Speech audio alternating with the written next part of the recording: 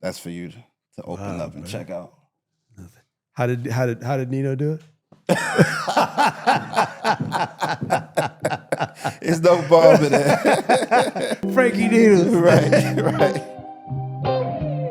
K-Tracks, you're spoiling me.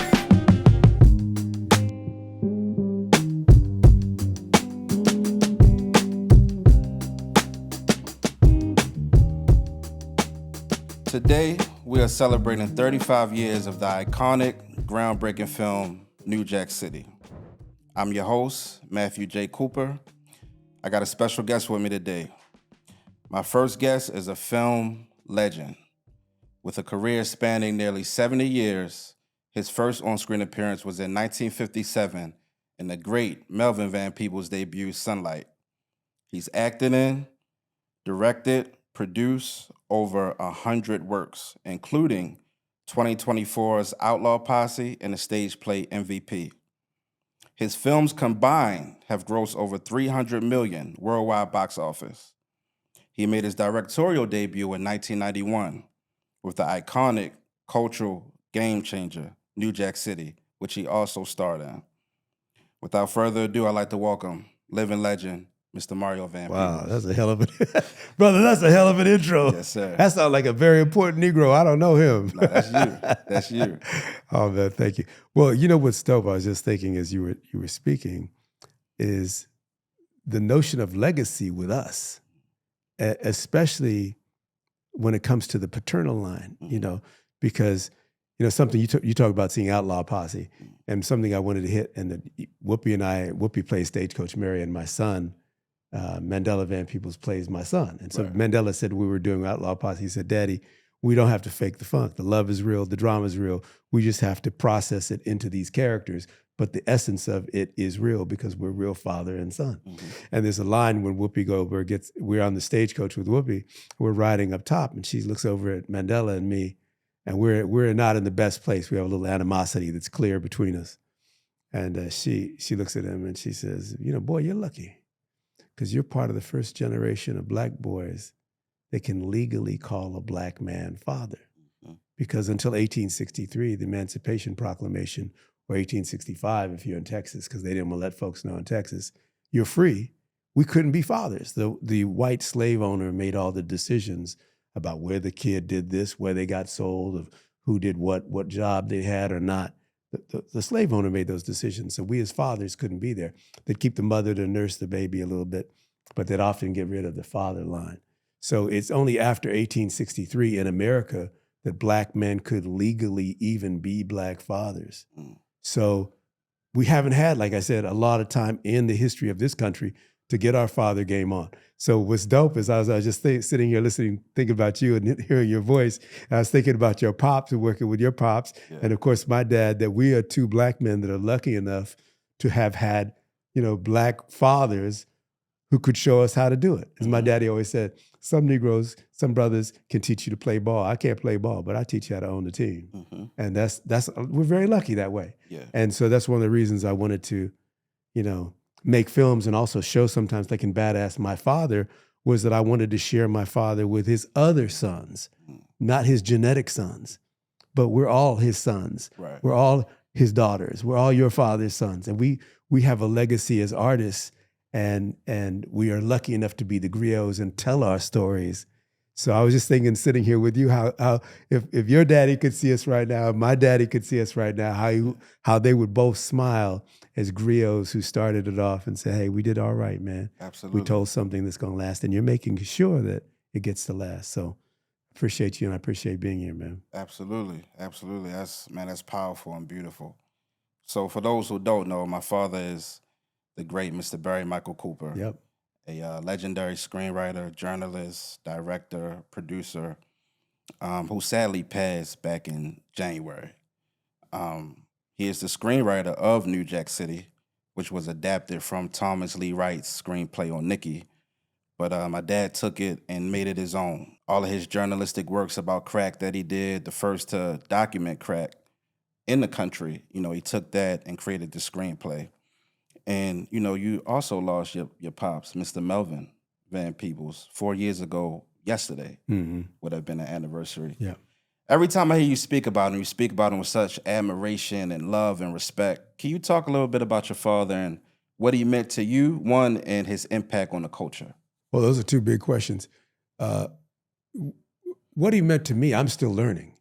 You know, one of the things that I believe is that I'm at my best when I'm young enough to be a great student and old enough to be a badass teacher.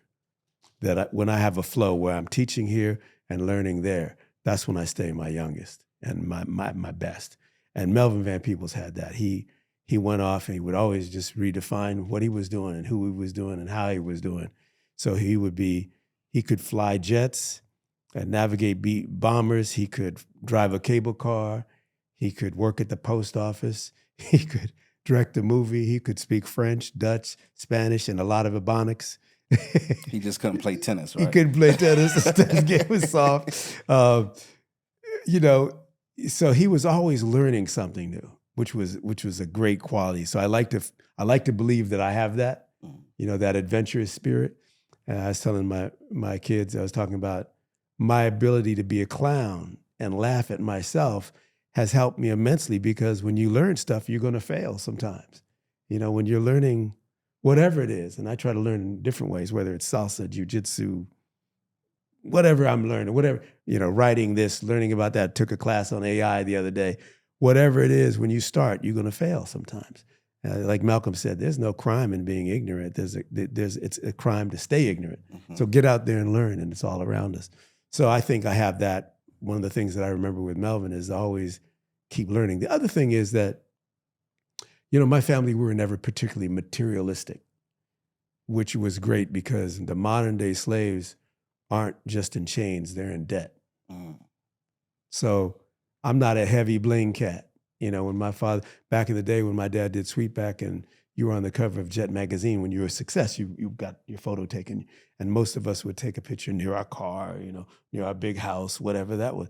Not Melvin. He took a picture in his old jeans jacket with his cigar, and as if to say, my success has nothing to do with me buying into materialism. Mm.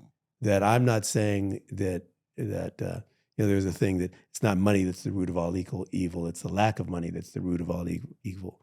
And he was saying, I'm not just saying that black capitalism is the solution to it, just pour more capitalism on it. He was saying, it's what I think, what I am internally, and what I do with my money. That's the freedom. It's not that I'm wearing it.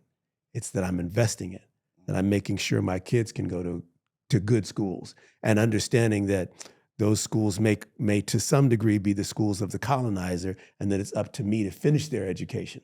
So you may start your education over at whatever school it is. Learn to read so that you can then read to learn, read your own stuff. So Melvin was always puer-eternalist, you know, forever young, always learning, sense of humor.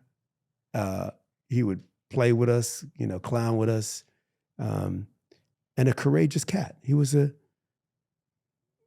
get out there and make it cat. One of the things that I did a play on, as you saw my play on MVP called Lincoln Center on my pop, was that early on, my dad was working for his father in Chicago, south side of Chicago. My grandfather had to teach himself to read, and he eventually got to own some land. He owned a tailor shop on the south side. And so he put my dad to work when he was 8 years old, but my dad wasn't a big kid, and he had to put him on a milk crate just to reach the cash register. So he had my dad working the cash register. So my dad consequently had to be good with math. My granddad was no joke. He was a strict cat. And one day, my dad told me that his father, my grandfather, took him to the local grocery store. And the local grocery store was owned by some white folks. There's a lot of our stores in our neighborhoods are not owned by folks that look like us. And my grandfather went into the store and brought Melvin with him, my dad, and he pulled off all the bread from the shelves. And he stomped on the bread. Mm. And the store owner, rightfully so, came freaked out. What are you doing? What are you doing? And my granddad turned to him and said, listen here, this is a black neighborhood. Until you have black drivers delivering bread in this black neighborhood, you're not going to sell no more bread. Wow. You're not going to sell no more bread. I'll be back. And granddaddy didn't write no check with his mouth that his ass couldn't cash. And I guess that store owner knew because very soon after that, they had black drivers in a black neighborhood bringing bread.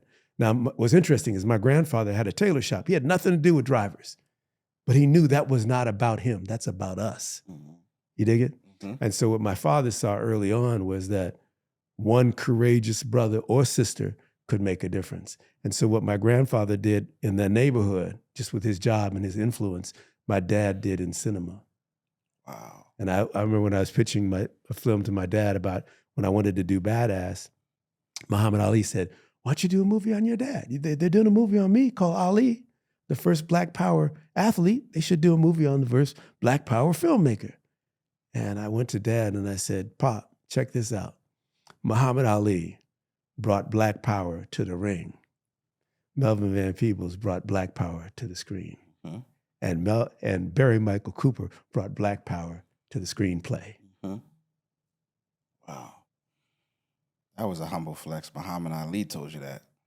And well, yeah. Wow. Because I was in Ali playing Malcolm X. Yeah. And Will Smith was playing Ali. Yeah.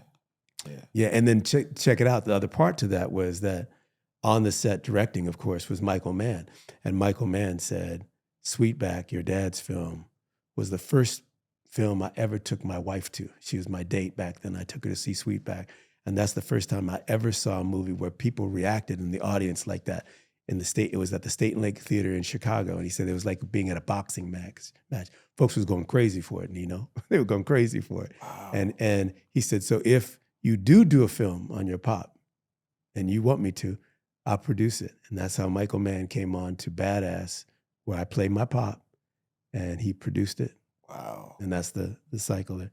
And then it gets even crazier because when my father was in Paris, he had taught himself French because he couldn't get work in America as a filmmaker. So he went over there, he learned French, he became a journalist, and he did a movie. But before that, he was interviewing folks like you're interviewing me. And he interviewed a young brother from America who happened to be named Malcolm X. Mm-hmm. So he interviewed Malcolm X. 30 years later, his son is playing Malcolm X, and Melvin's two daughters are playing Malcolm X's daughters, and Malcolm X's oldest daughter was working with me to humanize the portrayal of her father. So we're a family, bro. Yeah. You know, generationally, we interface with each other, we inspire each other. Sometimes we have beef, but we hopefully get beyond it to realize that the enemy is not within. The enemy should not be within. Yeah. The enemy's out there, baby. It's not here. The competition is not here. It's out there. Your pops once told you, some fathers will teach you how to play ball. I'm going to teach you how to own the team. He lived that. Sweetback became the top grossing independent hit of all time. Opened the door for Shaft, Superfly, a generation of independent filmmakers, myself included. Mm. You put out Outlaw Posse independently. Even looking at how Ryan Coogler with Sinners, he has this deal with Warner where after 25 years, he'll retain ownership. All of that really can track back and be, credited to your father. Like, how important is ownership in filmmaking in Hollywood? All right, so that's a really good question. And, the business side of things, we say owning the team, understanding the business side of things is often where we as a people come up short. So that's a good thing to learn and it's mercurial, meaning it's always changing. It's about ownership, but it's really about creative ownership. So, and it's also about the rights to something. So here's the deal. I could own a movie, but if I don't own the rights to distribute my movie, I'm stuck. So it's not just owning the film per se, but owning the rights to distribute said film. Mm-hmm. Okay. So like Mr. Coogler has that deal where there's almost like a sunset clause where after X amount of time, it reverts to him. I have that same deal on some of my pictures. Some of them, 25 years is not uncommon. 12 years in some cases. It can be, I've done 12, and then a couple where I've done it myself and I have them from Get. But ownership is not only just the thing. So there's complexities to that. So I don't want to oversimplify what that means, right? Gotcha. Because you'd have all the unions and residuals and all that stuff. So you have to have an accounting method. So imagine you made a film with me in it, and a bunch of other people, and they all contribute artistically to the movie. Then when you play that movie, the residuals come out. So if you don't have a way to handle those residuals, that can be a whole thing in itself. So there's complexities to it. That's all I want to add there. But I think the bigger notion is not just do I own it at the end, which is great and cool, but did I say what I wanted to say, creatively through my work? And that's something I think that was very important to Pop and is very important to me. And he said it well. I mean, Dad said, and I'd said this in MVP, was we were at the film festival, and people get very important at these festivals. And so my dad was up there, and there were some folks, and they were asking him questions. And one gentleman stood up and said, "Oh, Mr. Van Peebles, is there a common theme that runs throughout your work? Something that is perhaps important to you that we might miss?" And my dad said, "Yeah, niggas win." Niggas win. In front of and behind the camera, we win just like for years y'all's been winning. Right. You know what I mean? So Dad had a fun way of breaking it down. Ali would do that too. He would just undercut the whole thing of it, go, yeah, niggas win. Yeah. And so I think that was important to Pop. Someone might come up to him and go, and they've come up to me too, "I have a real story about a brother and he invented the skyscraper." I'm just making that up. And they ripped him off for the skyscraper and he died penniless and broke. And you're like, well, why do I want to tell that story? I want to, that's a good story, but how do we win? When do we win? And it's that win that's important for us to see. We talk about, right now there's this whole thing, we can't tell America's real history because someone might get uncomfortable with it. But if you can't ever tell the truth, then you can never get to the truth. If you don't know where you've been, how are you going to know where you're going? You know what I mean? Yeah. So part of my mission has been, and I think Pop's mission is to creatively tell the truth. And I think that's as important as owning what it is at the end. That's very important too. And then even owning the idea of it. We know that Melvin Van Peebles in 1971 put out Sweet Sweetback's Badass Song, and that was the top grossing independent hit of all time up until that day.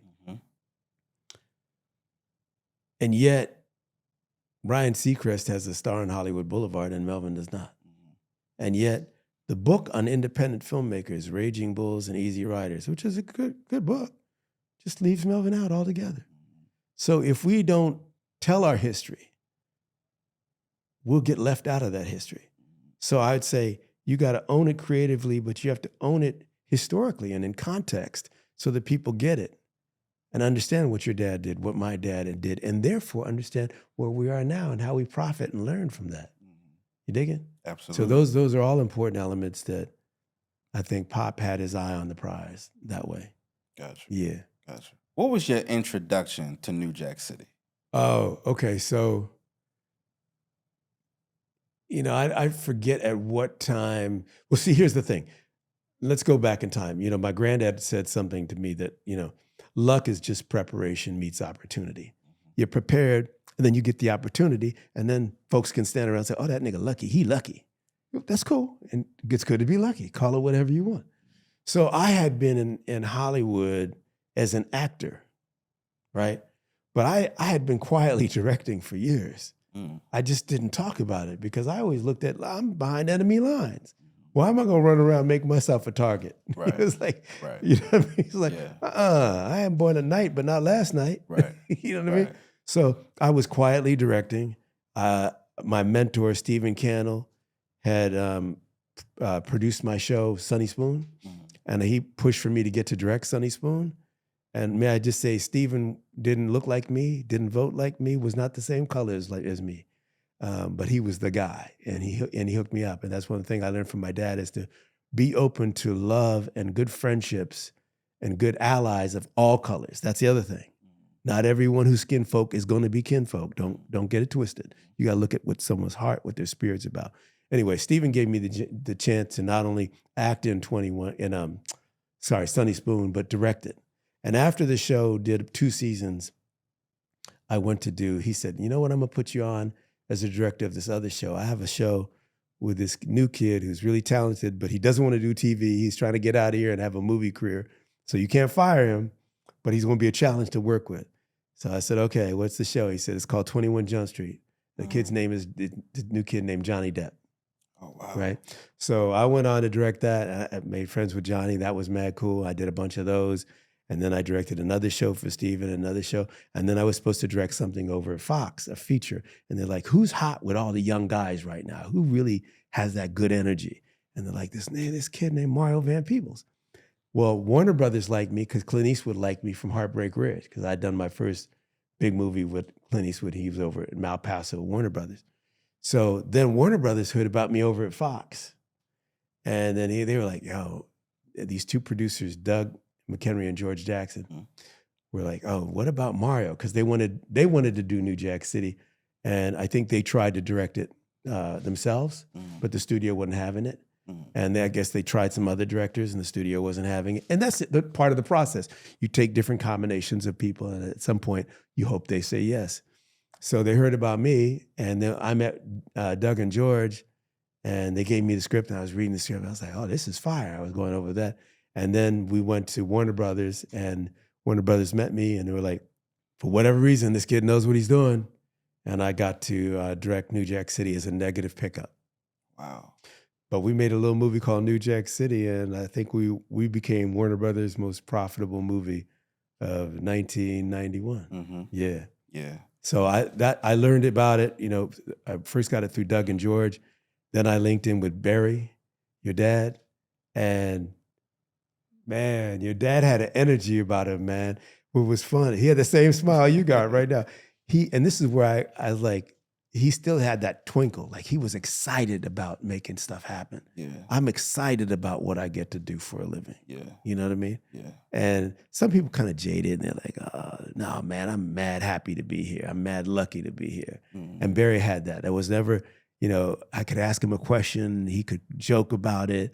We could talk about it. We could go to the places. This is where this guy did. This is where Nikki did this. Over here is where so-and-so did that.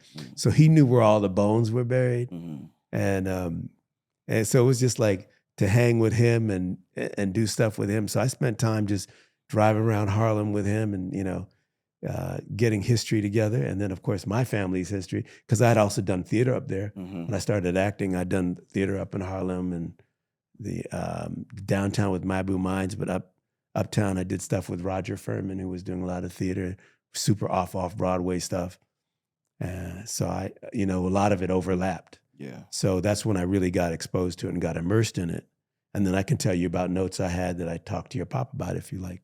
I wanted to ask you too, because the way you capture New Jack City, it's like if somebody's not from here, they want to know about New York. It's like watch New Jack City.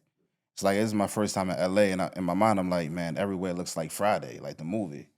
You know what I mean? So, I'm glad you spoke on riding around with my pops and getting, you know, details about Harlem, because being a non-Harlem native, capturing the essence of Graham Court, which y'all used as the Carter, Right. the basketball court on 141st Street, was that challenging at all for you? That's a good question. So what I do is, you know, first of all, I was living in New York, right? So, you know, from about 15 on, you know, I went to school at New York, went to college in New York. So, you know, I knew the city well. Yeah. You know, went to Columbia right there on the other side. So I had spent time around. So I wasn't, you know, it was like I'm a New Yorker in that way, you know. But I also lived in Cali, you know, prior to that. But I go through things in my head musically. You know, that sounds strange, but film has to have a rhythm to it. So part of it is not just the location, but how rhythmically it fits into the narrative. So part of it was saying, okay, where do I want to lean in heavy and where do I want to come back? And I was able to go through that with Barry. So not just, you know, the Graham Court and the streets of Harlem, but even the streets of New York prior to that, where we say this is New Jack City. And we fly in from the, you know, behind the Statue of Liberty. And then we show you looking straight down at the urban, you know, landscape. And Warner Brothers had said, oh, we have some good stock footage. And I was like, yeah, I'm good. I want to shoot it myself. Yeah. Because I want to make sure that the opening sequence, you realize we're not playing. We ain't coming here. We ain't half-stepping at all. Did that. And so that first shot where you go without cutting, this is before drones, right? Right. So this is from a helicopter, that first shot where we come in on that helicopter move, whoa, we go right past this bridge, we come to the 59th Street Bridge, and you're like, is there someone hanging off the bridge? Right. And you're going closer and closer in one shot, and you get all the way in to my man hanging off the bridge before Nino Brown Right. comes out the car, all in one shot. Wow. You know, and so that was designed because I was like, we need to know, you know, think about it, we've been on the forefront of music, but we haven't gotten to be on the forefront of film the way we should be. Yeah. And so that's why I wanted with that film was like, I wanted to let folks know this is a real movie straight out the box. It's not just some little stuff you go see advertised here in the hood there. This is a real movie. So when I went to see it, cats would get ready to get their popcorn, sit down and watch the titles. And they're like, wait a minute, this is one shot? Mhm. You know, people were mid popcorn. Yeah. You know what I mean? Then go from that, and then we had a big car chase that was supposed to be after that, and I had Barry write the car chase out. Mm. And I said, I don't want to do a car chase because Hollywood had upped the psychological ante of what a good car chase should look like, right? Because they had Beverly Hills Cop with, you know, Eddie Murphy and cigarettes flying out the trucks and all kind of stuff. And so I was like, that car chase will eat my whole budget up. Oh, But wow. instead, let me do something original. So I said, okay, after I do this big coming in crane shot in helicopter shot in one, let's go to a hood bike chase through the hood. And there was a French film where this kid drives a mobilette dans le métro. So he drives a little moped. That's what a mobilette is, a moped. And he drives it down to the subway, okay? And this was a dope film called Diva. And he drives this, and I said, man, that's be cool. This kid drives right down the the steps. And then I was like thinking about French Connection with Gene Hackman. I was like, what if we did a dope bike chase, foot chase through the hood and ended up in the playground right up there? Wow. And so your pop rewrote it, took the car chase out. But he was always ready to go, I get you. So I say, okay, lyrically, think of the music. Remember I said it started off with rhythm, right? So think of the music that it starts up with it, for the love of money, and Queen Latifah. I want to tell you about New Jack City. We go in, Chris Rock. We meet Chris Rock. We meet Nino. Then we meet Ice-T and Chris Rock doing the deal. Boom, boom, deal goes around. And then it goes, hustler. Hustler, and you're going down the steps, right? So I think musically with it, and that's all my cameras are telling that same story. So everything is right in my vocal rhythm. You dig it? Mhm. So this lyrical boom, boom, boom, for the love of money. It's got that smoothness to it. Hustler's got that jagged, right? And Ice-T put that together. So we cut and we edit that. And he takes the bike down the steps, boom, boom, boom, boom, boom. But your dad had to make those adjustments. I never knew that. Yeah, so he made those adjustments. Do you remember who was in the car chase? Who was being chased? I think it was Chris and Ice. But it was going to be a car chase first. Oh, okay. Yeah. And then we made it something else. So that must be one of the notes that you gave him. You spoke previously, talk about some of the notes you gave him. What else, what did you change, or what were other notes that you gave my father about it? And again, it was like I would give him a thought and he might have a better thought, Mm-hmm. right? So kind of like we're kicking it now. Say I have an idea about something. He may go, yeah, that. And then my idea is no good. His idea is just okay. My next idea is okay. And then his idea is brilliant. So we have to be free enough to make mistakes and the clown and have no ego on it. Mm-hmm. Once you get to a place where you can play and go, oh man, what about this? What about that? There's a great saying in French, which is l'esprit d'escalier, which is the thought you have on the steps after you leave the argument. So it's called l'esprit, it means the spirit d'escalier, the steps, right? So you leave that argument, you go, damn, I should have said this shit, right? And so we were free enough with each other to have the esprit d'escalier in the present. Yeah. So I could go, what about this? And you could go, oh, what about that? What about?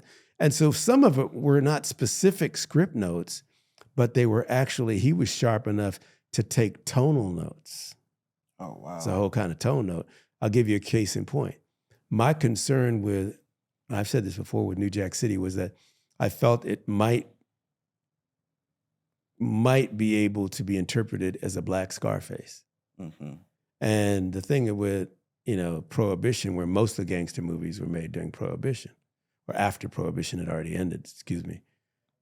Crack was still a killer in our community today. So I didn't want to just do a wholesale glorification of the drug dealer. That wouldn't be something I could get behind.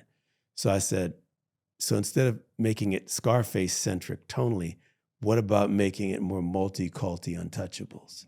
That against, you think of the untouchables, De Niro still has the badass role, but against Kevin Costner, Sean Connery, and Andy Garcia, you have some badass roles on screen to say yes to. If you want people to say no to drugs, you got to have roles to say yes to. You want them to say no to just the gangster. And I know we're attracted to the gangster, but you want to have the ability to go, oh, I get it.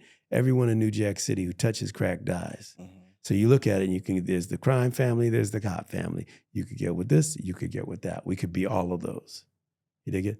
And so part of the thing I was talking with Tony was that it was very important that we saw truths on both sides of the tennis match. That a tennis match is more interesting when people play it with ferocity and you understand they have a truth to what they're playing.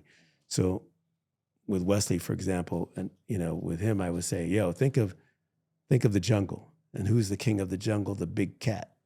But think of this time as the Black Panther.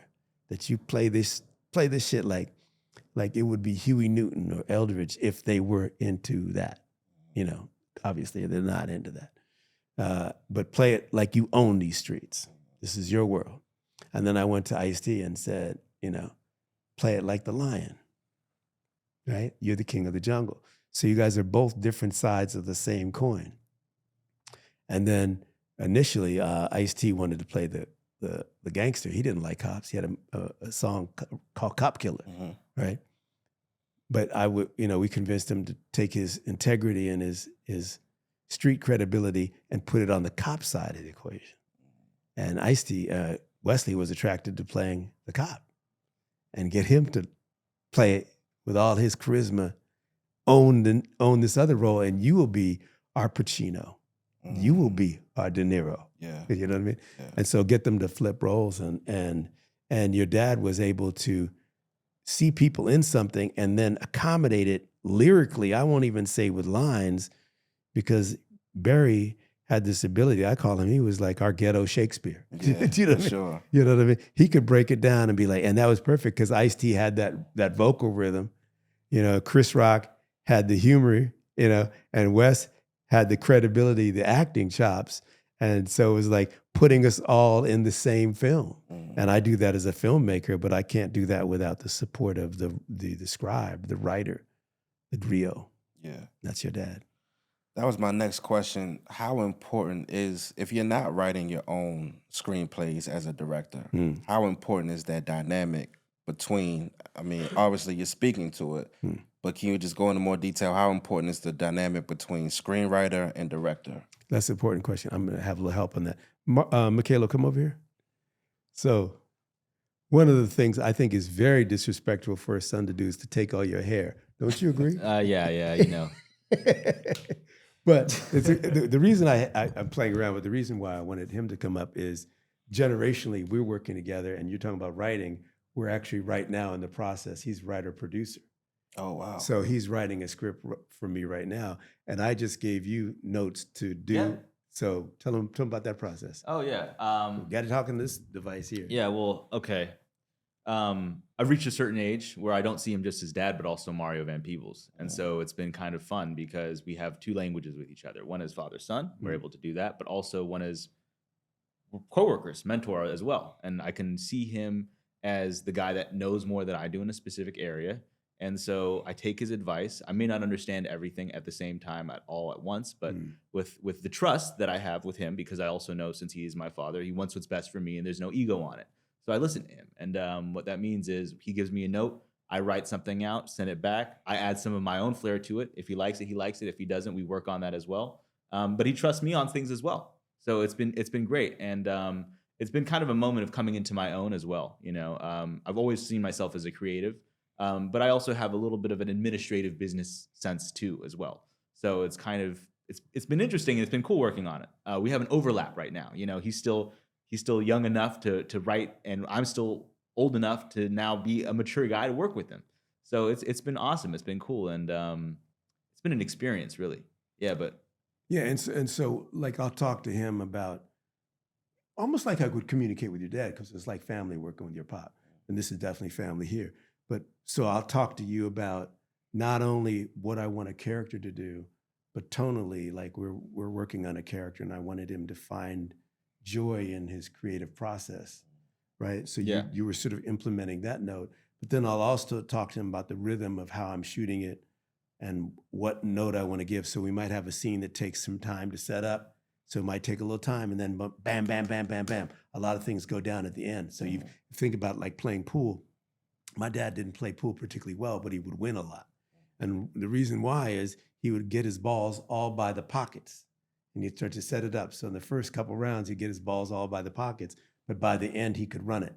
And that's what we try to do with our storytelling. So we'll set something up story-wise, and then he set it up, and then boom, we can knock it in the pocket. And he knows the shot I want to do, how I want to shoot it. So he knows in terms of describing it, just where the camera is going to be, where I intend it to be. And then he can implement that. And so it's a beautiful thing to be able to have this familial conversation. And I was able to do that with your pop, which is very unusual. You know, where you go, I've got the writer right here, no ego, no bullshit. Can we go, oh man, we got to tighten it up. Oh man, we need another day over here. Can you make this? I can't shoot this in the streets. I got to shoot it over here. Got to shoot that over there. And how can we make that weakness a strength? You dig it, right? Yeah, totally. So we can, you know, so we can time it out, and then we know what we've got to do. And part of that has to be with, you know, also understanding the economics of it. They'd say, okay, we have this much of a budget. Right. Writing for the budget is important. Writing for the understanding. So we saving our money for the ending. We know, okay, bam, we're gonna go out with this nice end. So we want to save that here, but also set it up so by the time we get to that ending, it can rock and roll. Yeah. Make sense? Yeah. And your dad was able to do that easily, and was interesting because he came from a place of journalism where, you know, sometimes they can get stuck in, oh, this is just how it was. And he was able to shift about, because there's how things are, and then there's how that you want them to be, and there's how you need them to be cinematically. And you have to be able to sew all three of those chakras together. Am I right? Absolutely. Can I get an amen? Amen. All right. Thanks for coming over. So, New Jack City is one of the most influential movies ever, like across genres, period. It is the #1 reference Black film in hip hop culture. Oh, wow. I mean, from, you know, Cash Money Records to Lil Wayne's The Carter album series. I mean, just across the board, great. Do you know, and did you know when you were making it that you were making history? I never know. You know, it's, I do the best I can with whatever I'm given at that time. I had a feeling that we were playing with something that could be very hot, and that it should have quality. And Barry was with that. That we knew that it could make a difference. Also, we knew we were early out the gate, so we were right after Boys in the Hood, and we were before Singleton's movie, Boys in the Hood. I mean, we're right after, House Party. Right after House Party and before Boys in the Hood. And we knew it was important. You know, so I have to say, yeah, I knew it was important to us culturally. I didn't know how big it would blow up.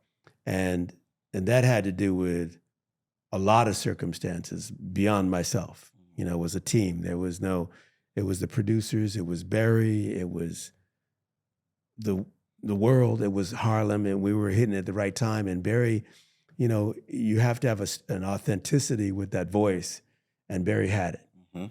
And then we had people who could take it further, like, and be able to ad-lib stuff. And I'll give you a case in point, you know. So to your question, did I know? Not exactly. I knew it was going to be powerful. But there were everyday things that happen that force you to adapt, overcome, and improvise. Yeah? So, for example, when we had this sequence, there was a sequence where Nino Brown was going to be in this big warehouse and give away turkeys for Thanksgiving in this big warehouse. And 15 minutes before we were going to go start moving into the warehouse, my line producer came to me and said, "Hey, I got bad news. some kind of fire went off, something happened. We can't get to the warehouse. Wow. Like, we can't get to the warehouse. So we're going to wrap. We're going to call it a day and like lose that whole scene. No, hell no. I'm a Van Peebles. We ain't going out like that. Right. Tell you what we're going to do. So I said, we're going to shoot it right here. You still got the permits for the street? He goes, yeah. I go, we'll shoot it right here on the street. He goes, what? Yeah, we're going to shoot it right here on the street.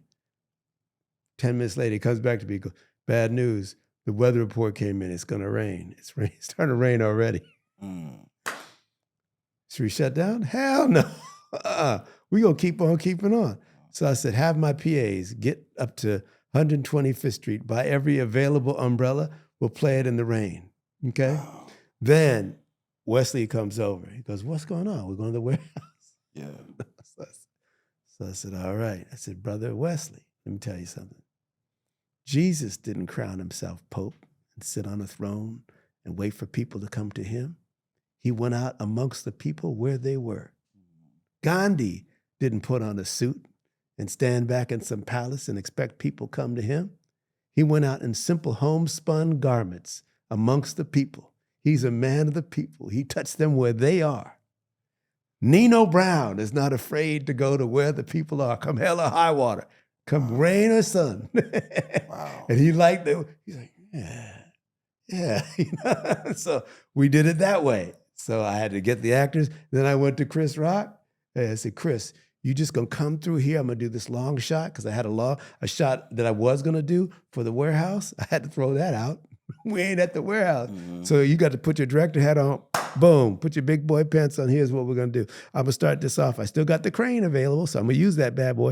I'm gonna pull back with Chris Rock here, steady cam, boom, boom, boom, and get him all the way to the part where he gets the turkey. Mm-hmm. So I said, I'm gonna give you X amount of ad lib. Just throw your shit, whatever you want to say. I don't care who you offend. Mm-hmm. Go do it. Mm-hmm. And he comes through there, excuse me, ooh. Right. He comes through and he gets the turkey. Yeah. And then he ad-lib, oh, that's all I get. And then Wesley naturally ad-lib, all right, nigga, the whole turkey. Yeah. That's all ad-lib. Yeah. You know what I mean? Wow. So Barry had the ability to set it up. I have the ability to shape it. And they had the ability to get on that stage and kill it.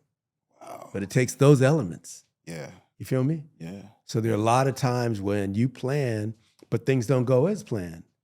So you have to be strong enough, sharp enough, and be cool enough with your team to make it, to adapt, overcome, and improvise.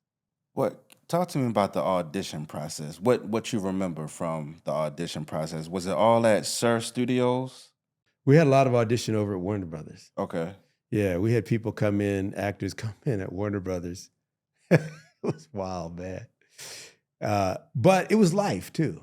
I'll give you, what do you say, what a life? Okay, for example, I was out, and I go out, I like to go out to clubs and hear the music and look around. I like to dance. Not a drinker. If you see, I'm never doing drugs. That's just not my thing. But I do love music. I like to see what's happening. And I believe that as an artist, if I don't live, then I don't have life to put in my work. So I think it's very important to go out and see what's happening and travel the world. So one of my adventures, I was out at a club, and I went to use the washroom. I was washing up, and I heard a voice say, if you could open up my body and see one molecule of my entire system that gave a motherfucker, let me know. I was like, who is that? And it was Ice-T. I was like, I like that brother's voice. He got a nice little ghetto prose going on. Do you know what I mean? Like ghetto gothic kind of twist on it. Yeah. And I was like, hey, listen to his voice. And then I came out, I watched him, and he was sitting at a table with a lot of pretty ladies. So I thought, man, I should go over and meet him, obviously. Right. Maybe he'll introduce me. So I went over and introduced myself. And I think he thought I was just trying to meet the ladies, which I understand. But I said, I've got this movie, and you need to come check me out, talk to me about it. And I got his math, and he came forward. He contacted me. We talked, and so we brought him in. And he had this perm. He had this Ice-T had a perm. So we said, we got to get rid of that perm. So we gave him the twist, in the movie. Mm-hmm. And then when we came, what I wanted to do was a real emotional trick, and Barry helped me with this. And was, in a gangster movie, you typically connect emotionally with the gangster. right? So in Godfather, you watch 2.5 hours of a guy who maybe kills somebody, cuts off a horse's head, does whatever, but he has family values on some level. And so you connect up with the guy in The Godfather. Scarface, you even connect up with that gangster. So in a gangster movie, you emotionally link in with the gangster. I knew they would link in with Nino, right? And I thought we might have them link in with the cops too. But the big thing was, could we get them to connect with the victim? Mhm. If you can get them connect with the victim, then the crime would not be victimless. Mhm. So when it came down to figuring out who could play Pookie, it got down to 2 cats. One was Martin Lawrence and one was Chris Rock. And I spent time with them because one of the advantages I have as a director is that I speak actor because I'm always acting. So I'm always, and I'm lucky that way. I get to be directed by Clint Eastwood or Coppola and Melvin, Eastwood, and Ava. So I get a lot of good direction from directors, right? So Michael Mann. So I'm able to process that and go, how do I make that my own? How does that inform what I do? And so what I did with Chris was I thought, Chris could be, a really complex Pookie. And what I did there was, in that audition process, was spend time with the actor, because I'm an actor, spend time, and then run lines with them, which is very normal because I'm also an actor. So I'd run line and I'd throw him different lines. I mess with him, say, okay, put the script down now. I'm just gonna throw you some shit. Hit me back as Pookie, respond in kind. Like if I did that with you right now, I said, okay, put the phone down. No questions. I'm just gonna ask you some shit, right? And so you just have to ping pong it back. And we get to the real of what it is. You feel me? And because like I'm right here with you, I can see the truth first, even before the camera sees it. So the ability to be right there as a director with your actor and do that with him is a big advantage. So what I studied when I was thinking about film is like directors lost a lot of power when we started recording sound films, right? Because back in the day, if a director was filming a movie with Charlie Chaplin or Mary Pickford or what have you, they were silent movies. So you could talk to your actor just like you could talk to someone doing a photo shoot. Sit up taller, do this, look to the left, feel the light, blah, blah. You can give them all kind of direction, geographical directions, emotional directions, whatever it was. But once we started recording sound, all the director could do was say action and cut. So now the actors had the power. Directors had sort of lost it in that way. So what I did with Chris Rock was I knew he could do the comedy, and I knew he was new to the acting, and he was a little bit, he was insecure about it a little bit, which he should be because it's new. Right. As we all are, we're trying new stuff. Right. So I said, I know what I'm gonna do. I'm gonna do silent film. So if you look closely at New Jack City, all his comedic stuff, I let him do his crazy fun. Chris Rock, bring your heat to it. Bring your game to that. But his drama stuff, that was all me bullying him. Wow. And I would talk him through it. Feel the crack pipe. Feel this. Lean forward. Suck it in more. Shake more. Feel the train's going overhead now. I'm pushing on you more. And I could talk him through it. Yeah. Then take my voice out, put his voice in, and we would have it. Oh, wow. So I knew how to get the performance. Wow. And he knew how to give the performance. And your dad knew how to write the plate for it. Yeah. He ended up doing a phenomenal job portraying Pookie, legendary role. Yeah, man. A lot of people, I've heard you mention this before, my dad actually mentioned it, but a lot of people don't know Martin was considered for Pookie. Yeah. Can you speak to his audition process or what made you choose Chris Rock over Martin Lawrence? Well, first of all, it wasn't just me in mind, that was my first feature. It was me, but it was also Doug and George too. We would weigh in and all talk about it. And there might have been other issues. I don't know, availability. It was a long time ago. But I just felt that I could get qualities from Chris, and I'm sure I could get different qualities from Martin that would be beautiful. But I felt like I could get layers from Chris because there was also a political component. And if you watch his stand-up, it doesn't surprise me at all years later that he has the ability to also put things that are political in a context for us as well. Mhm. You dig it? Mhm. And so his zeitgeist was already broad. Yeah. And there was a vulnerability to him that I liked. And one of the things is, you think about movies now, and people have said it to me, years later, is that, we didn't mess around. We deglamorized the hell out of drugs. Anyone who watched New Jack City, I've had people come to me and say, yeah, Nino had this and I was attracted to that. But man, I never wanted to touch no parts of no crack after watching New Jack City, which was beautiful was that, we had kids when we still showed the movie. One kid stood up, had a 9mm tucked in his waist, and Chris Rock was Pookie's getting addicted to drugs. He said, "Just say no, motherfucker." To have that kind of reaction against the drugs in the context of a movie is a victory. Yeah, and that's when I said, okay, yes, we have a movie that's important. We have a movie that's probably going to culturally last, but we also have a movie that hits some very important notes. And drugs have been used against us and people that look like us for far too long as a weapon to keep us immobilized. Because junkies don't vote, junkies don't organize, junkies don't boycott Disney. They don't think about the midterm elections, right? And they just go at each other. And so we know that, and I did a movie on the Panthers where it studies how drugs gets into the Black community and why. And it's almost like a prequel to New Jack City.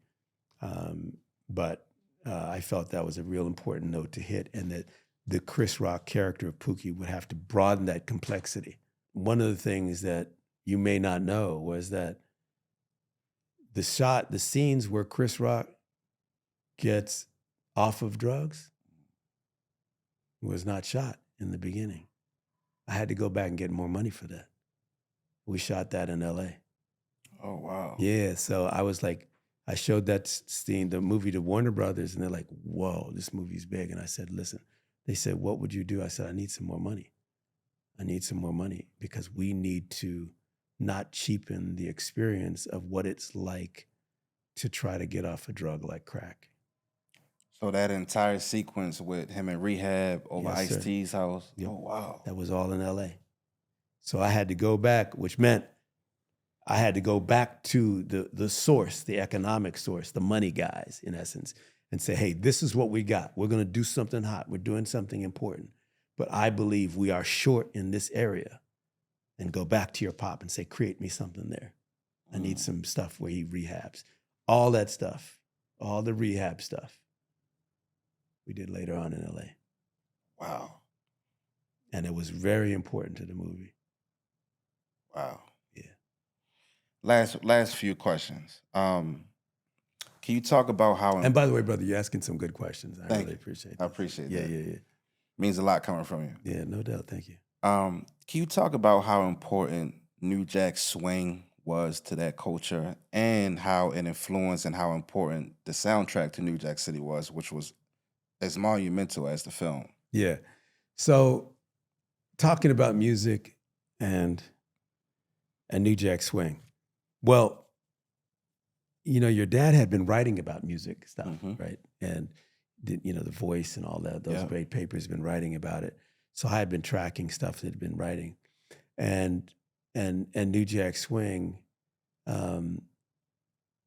One of the things is that I think it's even further than that, and that I've been doing a lot of traveling in my life, which that's my bling. I don't drive it. I have a used car. I always think modern day slaves aren't in chains, they're in debt, as I told you. So I go travel, I go see how we live. And I was in Brazil, and it's interesting because there's a lot of Black folks in Brazil. And so you see us, you look around, you see people that look like us, but they don't sound like us. So it's almost like, imagine we have cousins, and we've all been divided up, not on a voluntary basis, and shipped to different parts of the world. Some of us in Brazil, some of us in Colombia, some of us in America, some of us in England. We're all over. And we get together and you go, oh, wow, what is your experience? What's your experience? And what we find is that what's different with us in America is that here in America, the colonizers were so heavy that they took away the drum. They knew that we could speak different languages, but one of the languages we could speak was through the drum, through rhythm. And they didn't want us to be able to communicate with the talking drum. Whereas in Brazil and in Colombia, they didn't take away the drum. So they still have the drum in their music. We don't. So they said, okay, y'all slaves can't, enslaved people, you can't play the drum, not allowed. Okay, and you can't read. We don't want you to learn to read, that's not allowed. You can't speak your language, you can't know your name, you can't know your gods. That's not allowed. You just got to do what we tell you to do. Just imitate us. So, you give an Italian man a mandolin, right? And he'll play that mandolin, be beautiful. Nice little cool vibe. But you give a brother a guitar and it's going to become a drum, like James Brown said. So you're going to give Chuck Berry a guitar, go dum, ga dun dun dun. He's technically playing the guitar, but there's a rhythm to it, right? And so early on, you take America, this place called America, where you get Africans and Chinese and Italians and Jews and and Germans, and you get all these folks together, and you get sparks because we all bump up on each other. But out of those sparks, you get great music, and almost all of it has African rhythm because the rhythm goes everywhere. So that African rhythm becomes gospel, hip hop, R&B, jazz. All this music comes out of America because we're not culturally monolithic. You dig it? We got all this flavor here. This big pot of flavor right here. You look out the window and you see everybody, right?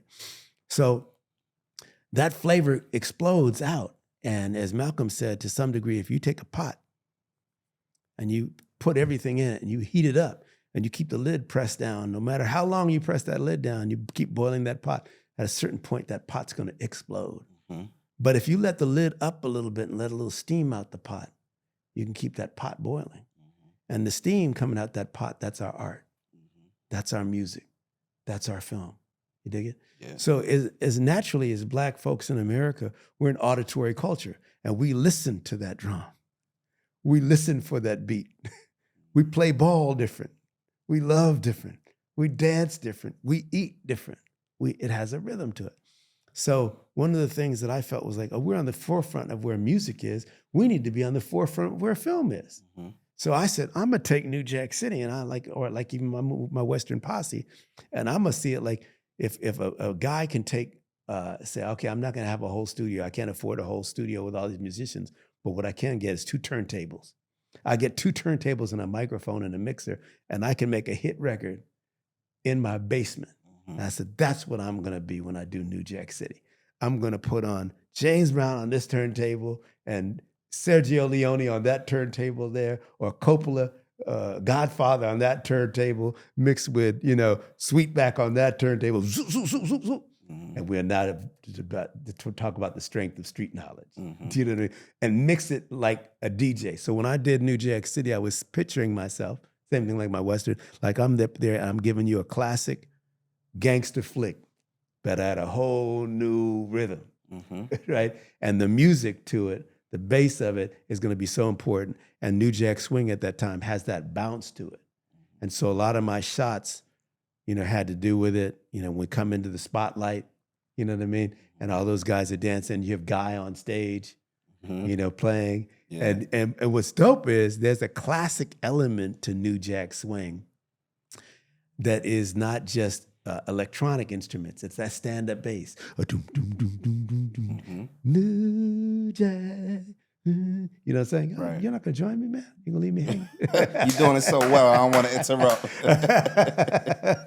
Yeah, so it was like there's a cool to it. Yeah. It was like those cats in the hats, the brims, you could see I still got it. You know what I mean? Yeah. So it's like, yo, there's a Harlem sort of classic vibe. Yeah. And I think your daddy pops that a little bit in Sugar Hill too. Oh yeah. Do you know what I mean? Yeah. That there's a Harlem Renaissance kind of Chester Himes, Melvin Van Peebles,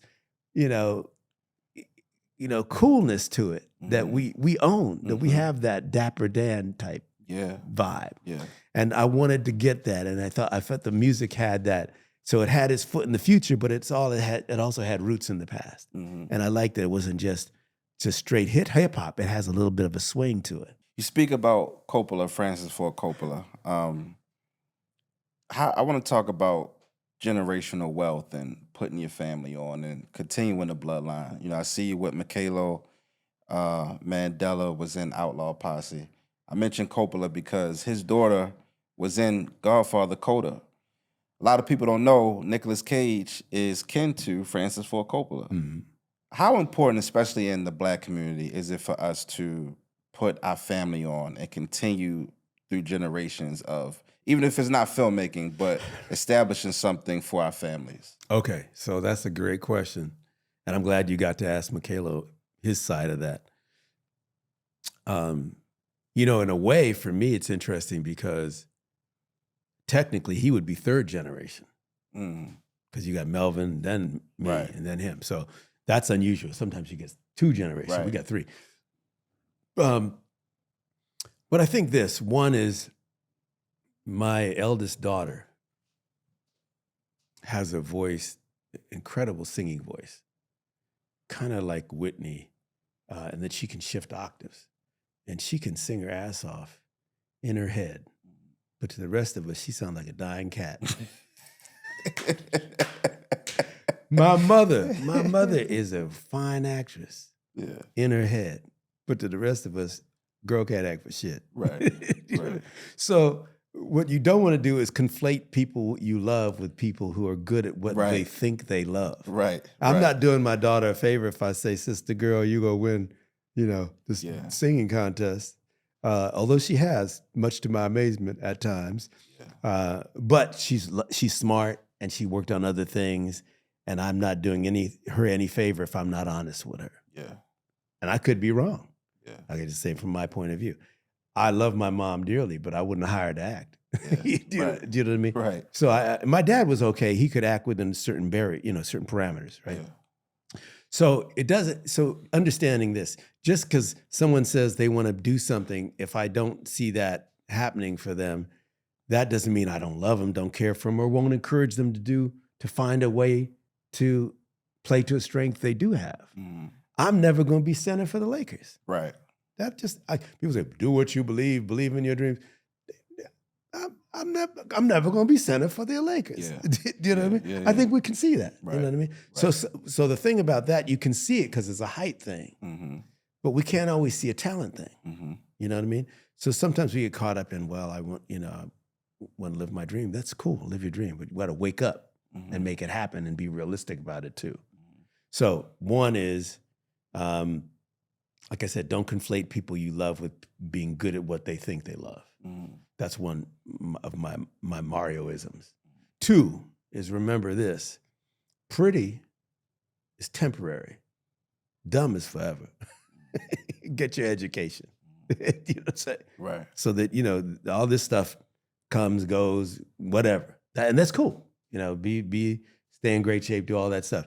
But get your education on. That's important. It's important to know what the heck you're doing, what you're talking about. Know your history. Know your people, know your history, and know where you were so you can know where you're going. Right. I think that with that in mind, what you can teach and what my kids learn is, by being around me, is work ethic. So even if they're not in the same field, they learn how to work hard. I hope that's something that I go, okay, you're not going to be doing what daddy does, but get your ass up. Let's get there early. This is what we need to do. Got to hand it in by this time if you want to get paid, so that they have a sense of what it takes to get here. Mm-hmm. Right? Mm-hmm. Because you don't want soft kids that can't figure out how to get anything done. Mm-hmm. And there's that old thing, that tough times make strong people. Mm-hmm. And easy times make soft people. Mm-hmm. So what the challenge is for the next generation, like my kids, and even some degree is me, is that if the first generation has done what they were supposed to do or could do or would do and should do, and they did it like my dad and your dad, then it hopefully is a little easier for us or my kids to get in the mix and do it, right? But by being easier, they don't have to work as hard. Mm-hmm. So then the discipline becomes self-discipline versus geographic discipline, or the discipline that comes from being hit by life. If life ain't whooping your ass, you got to whoop your own ass. Right? Life didn't tell me if I don't get up today, you're going to have X, Y, and Z. I can sit back but I got to tell myself. I got to, and that's a challenge. I'm not saying it's a harder challenge. It's a different challenge. It's an internal challenge. You dig what I'm saying? Absolutely. Because then it's about, okay, do I have the discipline to, eat better, the discipline to work out more, the discipline to be around people and inspire them and be around people that inspire me, the discipline to not just, to understand that it's not just you like me and I like you. It's also, do you like who you are when you're with me? Does she like who she is when she's with us? Do we make other people feel seen? Your dad taught you that one. Yes. Yep. Yeah, you know what I'm talking about too. Yep. Do we make other people feel seen and appreciated? Yep. And then you can get the best from them, and they can get the best from you. Yeah. And we can win together. So it's important to bring for me, it's been important because my work language has been a part, as Makaylo says, it's our second language. It's a part of our love language. And I don't have a script to them and follow, but whatever it is don't bullshit yourself. Be honest with yourself. You can do better. If you can do better, get out there and do that better. Yeah. And then what your point of view on the world is. Why are you here? And that's the other thing that's very big. It was big on New Jack was you have to analyze why other people are there. Some people are here in the film business, the entertainment business, to make money. Some are here to be popular. Some want to just meet the pretty ladies or the pretty guys or whatever that is. Some people want to be remembered. And some people want to do good work and makes a difference. And when you're proud of that, then you realize that images matter. Right? Yep. And you say, not just my work, but Dad's work, our work. Yeah. Are we saying things that matter? And one of the dopest things that happened with me and Pop was we were walking down the street in New York City at night, and it was raining. And it was almost like a magical kind of night, just had a vibe to it.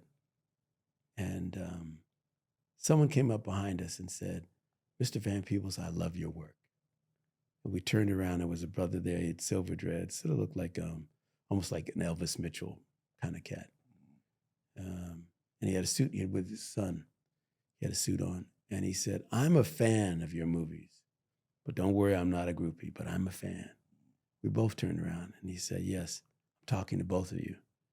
He said, "What I want to say is sometimes I go to the movies and I'm entertained. That's a good thing. Sometimes I go to the movies and I have an evolution of consciousness. I learn something new, and that's a great thing. And rarely, but every now and then I go to the movies and I come out proud to be a Black man, proud to be a person of color. And with both your movies, I get all three." Speaking of that last question, with New Jack City, obviously, it's very aesthetically pleasing. We love to see Nino. We love how he looks, how he dresses. The guys wanted to be like him. The women wanted to sleep with him. But, you have a great way of putting the medicine in the candy. Because underneath that aesthetic, like you say, is these socially conscious elements, right? The scene where Ice-T is looking on at the students and then the crack vials are washing away. It speaks to Reaganomics and, all of these things. Do you feel like that gets overlooked because of the beautiful aesthetic of it?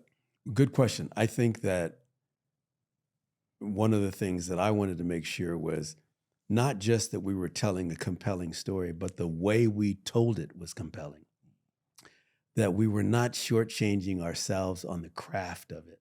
We're so used to getting the cheaper this or the lesser that or the inferior the other, giving the master scraps to make our soul food from, giving the so-and-so's leftover such and such to wear and make our swag from. And I wanted to make sure with New Jack that it was, right as top as we could get it, as beautiful as we could get it, as interesting and compelling. Now, as compelling and as beautiful as Nino looks over here, when you look at that alleyway with Pookie and that girl, there wasn't nothing compelling about it. You can look at him. Someone came to me and said, it's interesting. I watch a film like a beautiful looking show like Euphoria, but it makes getting high look lush and delicious and sensual. I watch a show like New Jack City.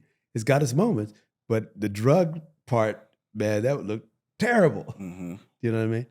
And so I wanted to make sure we de-glamorized when it was appropriate. But there's other parts of it. The wedding sequence is a beautiful sequence with everyone's in white except Nino's in black. But when push comes to shove, Nino picks up that little girl as a bulletproof vest. And you see how he handles it. Now, one of the things that was not in the script, and I just talked to Barry and said, I want to do this, was I wanted my character to be a father. I didn't have kids at the time, but in the sequence where my character is walking on the beach, giving directions to his team, there's a little baby and she fell asleep on my chest. And I borrowed, someone was nice enough to let me have their daughter for a little while. And so I just put her right there and she liked my vibe and she just cuddled up and fell asleep because I wanted to say, we can be Black fathers and still handle our business and still get it done. That's important for us to see. This is a Black man who's in charge of this unit and he's got his daughter with him. You know what I mean? Yeah. Like my dad had us with him and like I got my kids with us, that you could be, a conscious thinking Black man and love being a dad. I wasn't a dad yet, unfortunately, but I made up for lost time later. Yeah, right. But so I wanted to show the glamour, but also the ups and the downs. Do you know what I mean? And that was important. And it's important to cinema because we want a visual feast, even in terms of little things that probably most people wouldn't notice. Like when we go to Nino in the bedroom with Shaniqua, and they're, had this big, I wanted that to be like Dracula's castle. Do you know what I mean? So I'm gonna take you and put you around, it was always in black, but put him around things that were dead, stone and gold and, hard things. And Ice-T was also in black, but I put him around books and children and sunlight. So Wesley was often in artificial light and cold light, and Ice-T was in sunlight, warm light, right?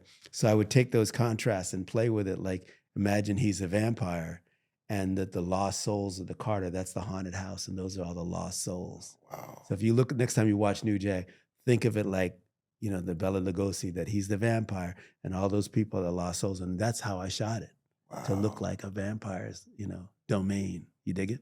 Yeah.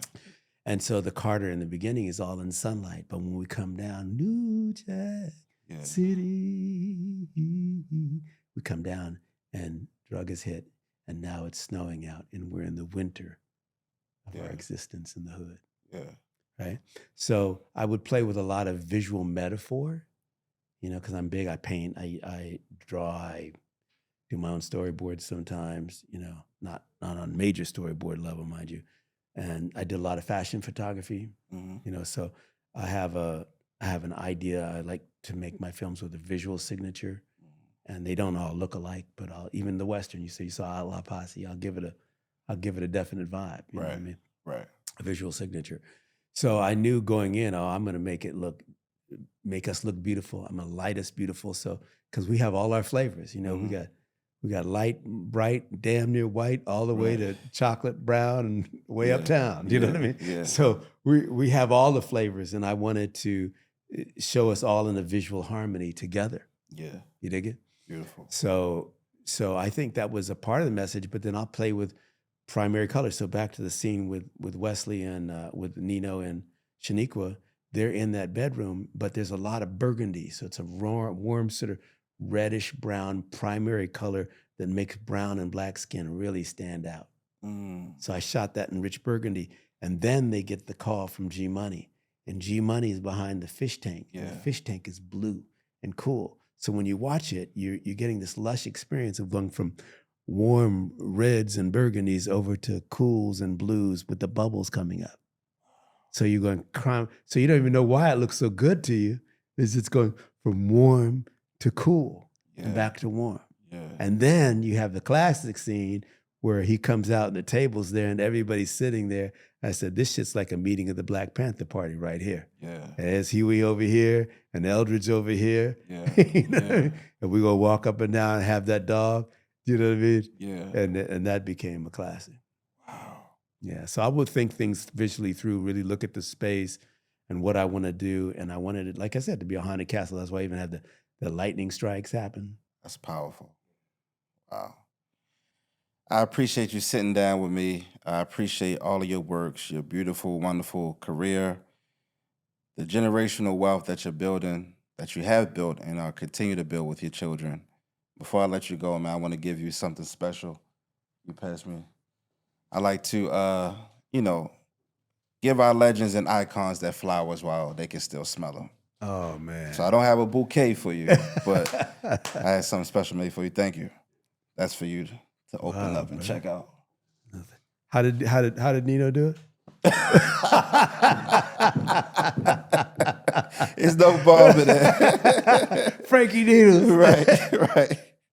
Oh, man. Wow. That's dope. Thank you, brother. Look at this, man. Absolutely. You know, I'm going to have to take this out the plastic so you yeah. can see this, man. This is dope. Yeah, man. Your pops, man, made a classic with that one, man. Yeah. You know? Yeah. Y'all came together to make history, Man. for sure. And that's the thing. It's like what's dope is that when you see brothers coming together who can do it. And to go to that fact is that what's interesting is, wow, look at this, man. City. How that was that? Yeah. Brother, thank you. Yes, sir. Wow, that's nice. You see, I still can't smell it. Yeah. You see my flowers, well, I can smell them. Right. It takes a while to activate. Once you get home, you can smell it. That's mad cool. Thank you, brother. Yeah, absolutely. And you know what's so cool is that you think about the legacy of even this is that your father wrote something that I was able to give life to. Yeah. And now your voice is taking it and paying it forward. Yeah. So generationally, folks have a chance to understand the significance of our work. And that, in fact, what we say in cinema does matter. Yeah. You know, we get confused sometimes and think that, Malcolm said, freedom by any means necessary. Remember? Mm-hmm. But sometimes we get generations that forget and they start, no, go get paid by any means necessary. Mm-hmm. Well, when you start saying get paid by any means necessary, although I understand what that means, you can't conflate money with freedom. Mm-hmm. Because if you say, I'm just going to honor money, then the first millionaire might be someone that sold bleaching cream. Mm-hmm. Crack makes money, but it's not good for us. It doesn't bring us freedom. Mm-hmm. Fossil fuels, look around. Fossil fuels may make money, but it's not good for us. Yeah. It'll kill us. Yeah. So sometimes money is actually not helpful, Mm-hmm. if it's not conscious, right? So you got to take that money and say, what can I do consciously to push us forward? Mm-hmm. What we say does make a difference, Yeah. right? Especially when you look at it later and you go, oh, what's that saying? What's it mean to the future? So it's exciting to see a young brother like yourself get out there and push it forward and push the narrative and say, yeah, it's not just that the film made money, but it had something to say. Yeah. We're not just honoring money. And Paul Robeson said it very well, where he said, when you buy into the values, the zeitgeist of the people who would buy and sell you and your people, Mm-hmm. what have you become? Mm-hmm. When you buy into the values of the colonizer who colonized your ass and your people, and you just think what they did is dope, Yeah. and what have you become? Yeah. Think about what you're doing. Yeah. It's powerful. Powerful. Thank you for your time. All right, brother. Mario. Yes, sir.